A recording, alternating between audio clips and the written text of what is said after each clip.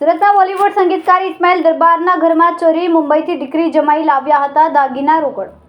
બોલિવૂડના સંગીતકાર ઇસ્માઇલ દરબાર હાલ મુંબઈ રહે છે અને તેમની દીકરી અને જમાઈ પણ 3 દિવસ રોકડા રૂપિયા 35 લાખ ભરેલી બેગ લઈને સુરતના ઘરે આવ્યા હતા દરમિયાન, પરંતુ મુંબઈ જવાનું હોવાથી બેગમાંથી રકમ ગાયબ હોવાનું જાણવા મળતા પોલીસને જાણ કરાઈ હતી। સમગ્ર બનાવ અંગે અઠવા અને ડીસીબી પોલીસે તપાસ હાથ ધરી છે।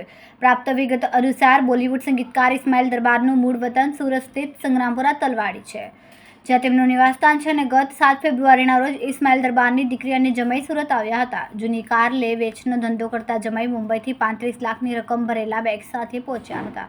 બીજી તરફ આજે મુંબઈ જવા રવાના થયા હતા। એ સમયે રોકડ ભરેલી બેગમાં તપાસ કરતા રોકડ મળી આવી ન હતી। ચોરીના બનાવ અંગે પોલીસે ગંભીરતા દાખવીને તપાસ હાથ ધરી ઇસ્માઇલ દરબારના દીકરી અને જમાઈને બોલાવ્યા હતા।